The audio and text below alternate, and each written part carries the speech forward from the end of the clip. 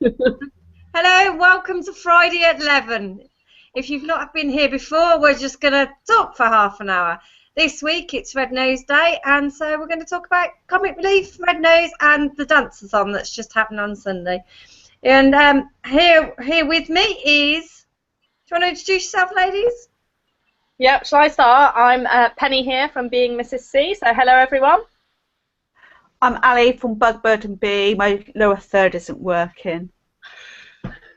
I'm Joanne from Kids Days Out Reviews. Sorry, Joanne. I'm Joanne. we're talking over each other. I'm Helen from kiddiecharts.com, and as you can see, I keep getting in everybody's way today. Oh, and I'm Joy from Pink Oddie and the Sensory Seeker. So, did we all go to the Danceathon on Sunday? We were all there, weren't we? Yeah, I was doing the social media. I was taking videos and photos and putting on Twitter and Facebook and Instagram.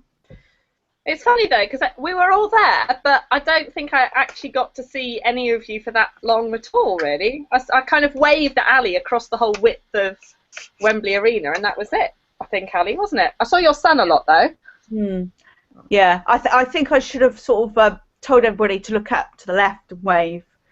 But Annie knew where I was, and she kept waving, but we missed each other, and I didn't see her until after the Danceathon. So how are you all feeling? Now, fine. Yeah, I was a bit kind of emotional afterwards. It was kind of a kind of moment when it finished, and I was very sweaty because obviously I was doing it in a dinosaur onesie. Yeah. So, How was that? yeah, it was a good excuse not to put quite so much energy into some of the stuff, I have to say. So I was like, oh no, I can't do that, my tail will get in the way. Oh no, that's not possible in a onesie. But it was good fun, and we all raised so much money. It's fabulous, over 30 grand, just unbelievable. Yeah, so I was when I took my 10-year-old daughter with me, and then when we got there, they put us in the under-16s pen, and I was a little bit annoyed about that because I was like, well, actually, the way I read it was she was supposed to come in with us into the main bit, and I was like, oh no, I've come this far with 100 people, and I want to dance with them. I think as it turned out, actually, it didn't really matter because we all just got into the dancing anyway. And like I said, there were so many people that I didn't get to say hello to, but I think that was pretty standard for everybody, really. So and those kids we had with us, and my daughter and Ali's son were just brilliant. They just danced and they were fab. But you were only just over the barrier from us as well, though, Jo, weren't you? So it's not like you were completely miles away because we all managed to get to the front of our pen. No, exactly. And so once we got in there, it was fine. But initially, when they said, "Oh, you're in the under-16s," but I was like, "Well, how? I don't know where that is. I don't know if my friends can get." Just said, "Oh, well, why can't you move all your friends to you?" I said, "Well, there's 98 of them. There's 2 of us. You know, I can't. If they've got a spot over in that corner, I can't expect them all to come over to me." And I was sort of trying to get my under-16 into the main bit, and they was having none of it at all. So, but yeah, I think it went really well actually. Like I said, we all raised a lot of money, which is the most important thing. Because where we were sat, I could see the under-16, so I could keep an eye on Kieran, and then I could have you lot because you were right near where we were sat. So it's a nice view. Yeah, I mean on that thriller video that you took, Ali, which was brilliant, you could see myself and your Kieran and my daughter all in that bit, and then it sort of panned around and you could see everybody else as well. So it was, I think you had quite a good spot there actually. I agree. That's a good video. If you haven't seen that thriller video of Ali's, you need to see it. And we'll get a link put below to that because that thriller video is fantastic. Thank you. I think the thriller session was just the best, wasn't it? Troy did a really good job with the whole thriller thing. So, I mean, I couldn't see what was going on. I didn't bring my glasses. I'm really short-sighted. In fact, I was waving at someone I thought was Ali until Annie pointed out that wasn't Ali, and that Ali was sat somewhere else. So I couldn't see the instructors. But that session, because it was broke down and he kept going over and over, I could copy the people in front and pick it up. So. Yeah, he was really, really good. The whole thing was a lot more fun than I thought it was going to be. I thought I was going to be in pain from about hour 1. But actually, I think because of all the euphoria of everybody taking part and, you know, everybody was doing it for such a brilliant cause, it was actually a lot of fun. And I was quite surprised. The buzz inside I think as well because of amazing. It really was. And I was chatting to Annie QPR, who I travelled down with, and she was saying though she went out and had some lunch and just went and sat on some steps outside the arena and had some lunch, and she said actually you just kind of then lost the buzz of the atmosphere, and she kind of had to come back in and get the buzz of the atmosphere up again. And I think it just shows just how much of a sort of euphoric wave we were all riding on actually inside the arena. Yeah, and to be honest, I was a complete muppet, and I didn't think you were actually allowed to go out and do stuff like have lunch. So I didn't really stop for those 6 hours. I stopped in between segments, but there were like 2 minutes between it, and then you were back in it again. I have to say, I only went to the loo. I didn't do anything else. Yeah, I have to admit, I did go to the toilet because that would have been hideous, obviously, in a dino onesie. I don't want to go there. But my husband was watching, and I didn't know that I could have gone and talked to him. And he was with my kids. I didn't think we were allowed to go up in the audience area, so never mind. But this will prepare us all for next year. I think what was good about the Danceathon was, I think what was good about it was that because it was broken down into the half-hour segments, it just went really fast. And you did the first half hour and went, oh, is that it? Oh, you know, that's not so bad. And then you kind of got to the first hour and it was like, oh, you know, we could probably do this for a couple of hours, that's fine. And then you got to 3 hours and Claudia said, oh, we're halfway, and everybody went, woohoo! Like it was brilliant that we'd got that far, really. But it seemed to go really fast, even though I do hurt a little bit now. But yeah, it did seem to go really quick. And for me, the biggest fear was the sort of the mental going on, because I'm not a big dancer. I don't get a lot of joy from dancing voluntarily. So it was kind of, to me, I think the mental, I feared I was going to get bored before I started hurting, really. And actually, it wasn't like that at all. It was just, like I say, really good. I think the different segments of different types of dance kept the interest up as well, because you were like, oh, what's next? And, oh, I'm really looking forward to Disco Divas or whatever it was that was, and I think that really helped too. Do you think you'd do it all again next year? I might do. I don't know if I can persuade the same people to give money again, though. That's the only thing. The thing that I found hardest wasn't the dancing, it was actually the noise and all the lights. And I was violently ill when I got home, and I think part of that was actually the noise and the lights rather than the physical exercise. Because by the end, I felt almost like a migraine coming on, and yeah, I think my clubbing days are just a long time behind me. I don't think it was that kind of light there was. There was that bright light because we were on the red button. And yeah, I was violently ill when I got home, and I think it was just that pure white light flashing right into your face, especially as I was trying to struggle to see what was happening. But I've watched it back since as well, and I'm thinking all those on the stage, all those celebrities on the stage, they were sweltering, there were so many lights. That was so hard, so hats off to them. Yeah, the one, and especially I think to Marcus Brigstock and Rufus Hound, because those two just kept going and kept going and kept going and kept going, and it was remarkable. Really funny. But Rufus really Hound looked a broken man at the end. I don't know if because I saw him in the arena, and there were points where he had like his head in his hands, and he was obviously really struggling, but somehow he just kept going. He had a hangover. He'd been at a party the night before and had a stonking hangover and did the whole thing hungover, which is just even more remarkable. I suspect you two weren't the only ones that were violently ill afterwards. Just put it that way. And I loved his get-up as well. Yeah, they're brilliant. But Marcus Brigstock in the 90s rave segment. I love that bit. That was ace. It was fantastic. And it took me back to my university days totally. But the thing is, at the end of it, I tweeted something along the lines of, does everyone else in Wembley now think they know where Marcus was for the whole of the 90s? And someone, I don't know who it was, tweeted me back and went, yeah, he was actually a podium dancer in the Ministry of Sound in the 90s. I'm like, get out of here. And I was there looking it up on Wikipedia. And yeah, he was a part-time podium dancer at the Ministry of Sound in the 90s. I was just like, it now makes sense. So that's why it was so good. Yeah. That's it, and that's why the 90s bit was just his, complete amazing bit. So fantastic. Yeah, I mean, I did like the 90s rave section. I mean, I wasn't into the rave scene in the 90s. I was sort of more Nirvana and Pearl Jam and things like that. But yeah, the 90s one was absolutely brilliant, and we loved that. And my daughter looked round at me at one point, and I was like freestyling, proper going for it. And she went, "Mummy, what are you doing?" And I went, "I'm dancing, darling." And she went, "No, that's not that." You're really not, Mummy. That's terrible. She's like, look with this horror on her face, like. oh, yeah. I did feel like. And then later on, One Direction came on, so I kind of got my back. Yeah, but someone actually was saying there was no Take That. There was no Take That in 6 hours of dancing. They should have shoehorned it in somewhere. But then I was thinking about it afterwards, and actually, It was a Robbie song, wasn't there? There was no Oh, Take That. Yeah, There was no Take That. There was no Kylie at all. There was no Madonna at all. And actually, and I also thought there was none of the big Wigfield Saturday Night things, which you could have had a lot of fun with. Everyone in Wembley doing something like that.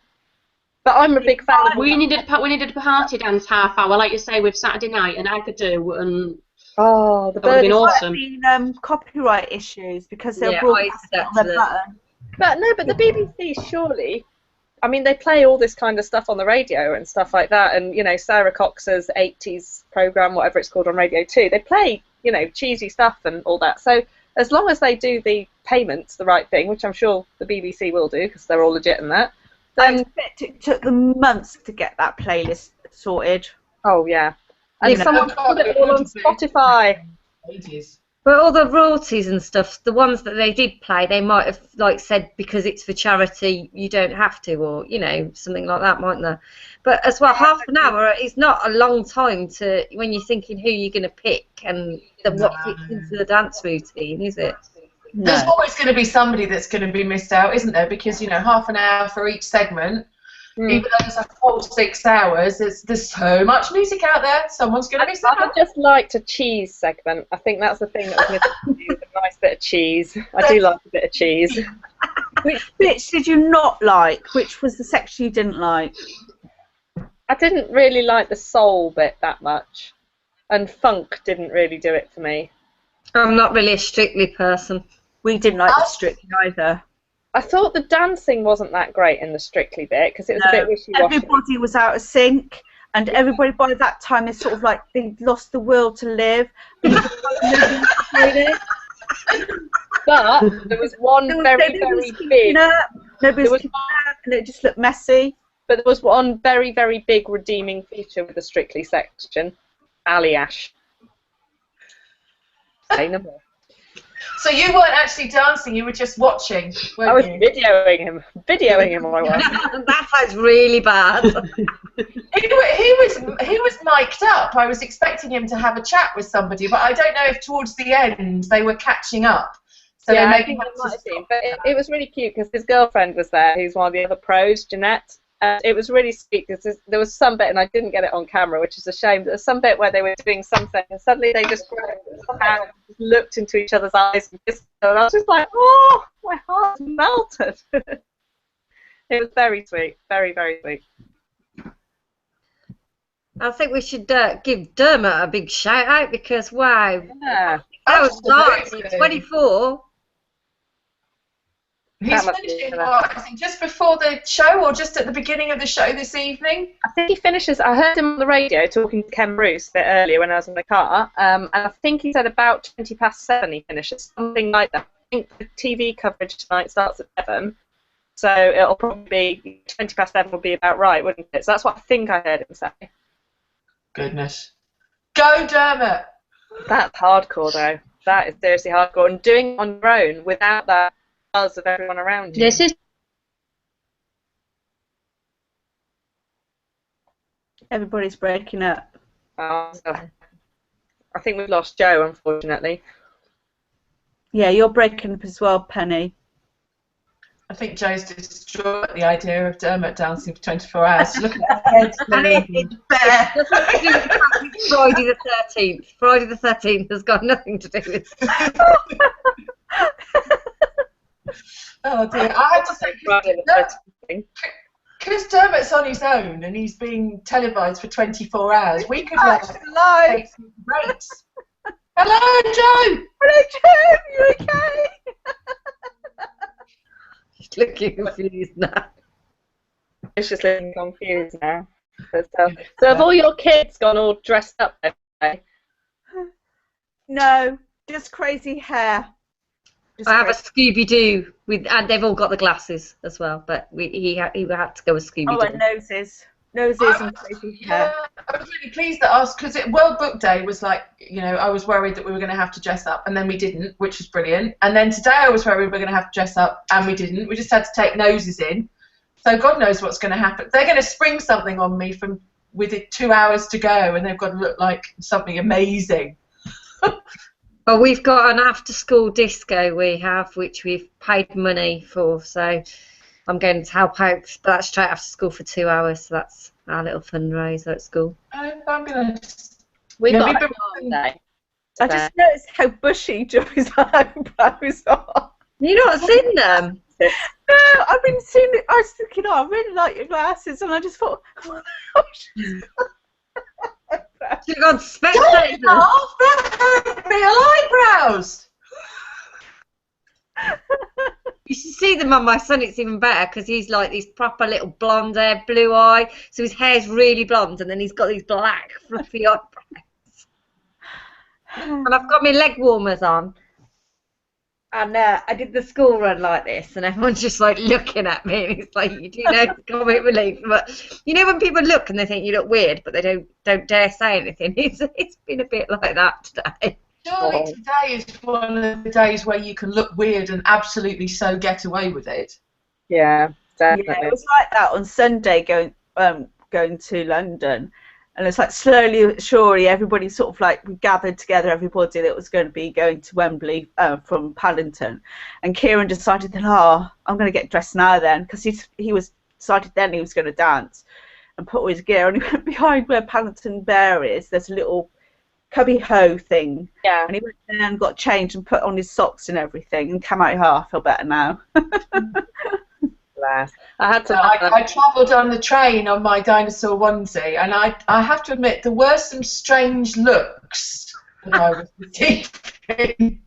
And I got into the car in the morning, and I had to put my tail in the car. It's like I was going to shut my tail in the car door. I thought, you don't often get that, do you? Having to keep the dinosaur tail in the car. It's not a common problem, no, not a common problem. Did anybody ask you what you were doing? Like, why you were No, wearing? they didn't, actually. And I, in hindsight, I should have gone with a great big sign going, give to Team Honk! And I might have got some extra cash, but I think I was just too self-conscious. We had a text number last year, didn't we? And we didn't have that this year. I do think that There was the general one, but it didn't go against Team Honk. There was one where you could text the word down. Yeah. Yeah, that would have been good, actually, having a text number. Oh, well, never mind. I don't know, does that cost them extra, though, as well? So I think it does, yeah. Yeah, you couldn't allocate it per person as such, so it just went to an overall thing, if you see what I mean, so an overall Team Honk rather to sponsoring an individual person. Yeah, I wouldn't have minded doing that, but I should have thought about it beforehand, really, so... But I think, as someone said, it costs a bit more for the charity, I think. I'm not totally sure. Yeah, because Claudia was giving out a text number actually on the day, which was the general one. And is anyone doing anything this evening? We've got a boys' brigade putting on a thing, and so we've been and we've made the cakes. Have you been and bought a little kit from Sainsbury's? You can... I've got the slow cooker on to have chili, so we can have early dinner and then sit down and watch it. But I'm going to try and remember to record it this year, because I always end up falling asleep. I'm missing all the best bits that are on later on in the evening. So I'm like, yeah, just chill, watch it. We were supposed to be out tonight, but we're not anymore. Moved babysitter to Sunday, which is our wedding anniversary. So I think we'll just stay and watch some telly and just be a bit dull at home. But no, it's good telly, so... Happy anniversary. Thank you. Indeed, yes. And I got very excited over my new bag. Has anyone got a bag? I've got a new bag. No, it's not been in Sainsbury's for ages. I love a bag. That your red nose bag for life? Yeah. Have me glasses, have me cakes,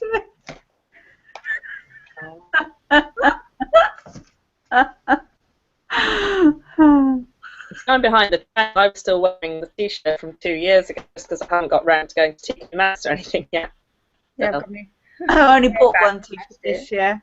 Last year we bought everybody had a t-shirt, but TK Maxx, where we only had a size for me, which Kieran ended up wearing, and didn't have any for the rest of us, so we only got one this year. TK Maxx is really quite more difficult to get to than here, and it's Cheltenham Race Week, so there was no way I was going into Cheltenham to go to TK Maxx. So. Well, it's like traffic in race weeks for rent, isn't it? Yeah. It's a new one, but it's out of town kind of. You can still walk there, but it's still like the opposite side of where I live. I was just about to say, I'm loving the noses this year because you've got different ones, and my kids have gone mental trying to collect them. And I want Astrosnore, or I want that one up. Hey, you've got my kids to be having that. We've got. I think we've got 3 of these ones because we've got 6, but you just can't breathe in them. Excuse me, because like they make your nose run. Yeah, I have to admit I don't like wearing them. I prefer the old noses. You know, the ones which were hard plastic that you actually breathe in. They hurt your nose. Hurt your nose. Yeah, they pinch right there. I've got a little pin. Oh, you got a little pin too. I think they ought to bring out some kind of face paint for comic relief, so you can, I don't know. What happened to the ones for the cars? Do you remember the ones they used to put? Yes, they were brilliant. I like them, but yeah, there seemed to be a lot of merchandise this year, but it was lots, and it's like, well, we can't have everything because there's thermos and all sorts, wasn't there? Air fresheners. The hanging car air freshener things now instead of the note, because I've seen a few of those around. I find it hard though because it's kind of like obviously you've put a lot of time and effort into the fundraising, and you're kind of well, can't really afford to buy all the merchandise as well. Do you know what I mean? I feel a bit bad, but well, I think you've given a lot of your time. You've probably done your bit, Penny. You probably don't need to buy loads and loads and loads of stuff. Yeah. Just for me, it's the one thing I remember growing up. It was like the one time we gave to charity, so I just like to pass that sort of message on to the kids, and the kids feel like they've done their bit, and the kids made the cakes and that sort of thing. So yeah, I definitely enjoy doing it. Yeah, absolutely. I don't think mine are quite old enough yet to fully understand, but it would be interesting to see what my daughter comes home from school with today because they got an assembly. So I'm sure they'll talk about why they're all there in pyjamas and stuff. So yeah, it'll be interesting to see what she comes back with and how she get like 4.5 British charity and stuff like that. So yeah, my kids were really interested to hear about how just £1 can make such a big difference. You know, and the wonderful thing about Comic Relief is they always tell you, they say 15 quid gives you an X and £5 is this and £1 is, a food for a child in poverty and things like that. And I think that really connects with the children. And my kids were really interested to know that just £1 of their pocket money could make a massive difference. I think that's a lot of people. Because when I was doing all my running last year for Save the Children, I got in their media packs great statistics as to what £1 would buy, what would buy, £10, and so on. I think, especially on social media, when you're sharing something and saying that, a £5 can buy this, it really makes people realize. Or if you say, the same as you buying a cup of coffee would actually buy this, it helps people relate. Absolutely. I did actually attack my next door neighbour when he was outside and went, he actually ended up giving me his coffee money, and he's made my husband promise that I'll make him a thermos flask of coffee to replace the coffee, and coffee's not good for you anyway, but it was like, you're going to drink a cup of coffee, whereas this can save a life, Can't you just go one day without it? And I think going back to the Danceathon, when I felt really ill for most of it. I couldn't cope with the not having a proper lunch and all that sort of thing. And people kept saying, "Why don't you stop? Why don't you go outside?" And it was just like, well, these people who are suffering that need this money, they can't. They've got to carry on. And you know, it's just 6 hours, and then it makes you feel like you've achieved something when you get to the end of it as well, that you have just kept going. So yeah, it's the same mentality I use when running as well. Actually, maybe it's pain when I'm doing it, but if I'm doing it to raise money for other people, actually, they need that more than me. You know, I can put up with a small bit of discomfort. So that's one of the reasons why I volunteered there, isn't it? And I'm sure it's one of the reasons why all of us did. We were all like, yeah, I'm really, well, I am anyway. I'm unfit and I haven't done running for such a long time, but it's only 6 hours, and you know, we can stop and do something else afterwards, but a lot of these people, they can't, and that's the point, isn't it? You're giving a little bit of your time to make a massive difference.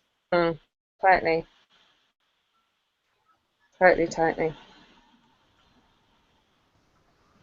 So what else is everyone up to this weekend then? Mother's Day. Yeah, Mother's Day Sunday, and tomorrow I'm going to Bristol with Kath from Dreaming of a Craft Room. We've got something planned, but I can't talk about it. But you'll know tomorrow. Yeah. Oh, exciting! I do Kath from thingy. She blog was called something else before, there wasn't it? Nitty Mummy. That was it. Yes. Yeah. I met her years ago at something. Yeah. Yeah, that's all we got planned. So Bristol, and then to my mum's on Sunday. Well, tomorrow my eldest two are doing violin at a craft fair locally, so I've been asked to go and play there, so that'll be good. So my second one's really nervous about it, but I'm like, no, you'll be fine. I've got Mother's Day, and then I'm away most of next week on like a business trippy thing, and I might be back on Friday. I don't know. I'll have to see, but so I'm frantically trying to catch up with like 2 weeks worth of work at a minute in about 3 days, which is always nice, you know. Anywhere exciting then, Jo? Is what? Sorry? Are you off anywhere exciting? No, not really. Not really. It's top secret. I can't tell anybody. I might tell you all later. But yeah. Top secret. I like the sound of that. I feel like I'm doing best for that secret now. Yeah, I've got a really fun weekend.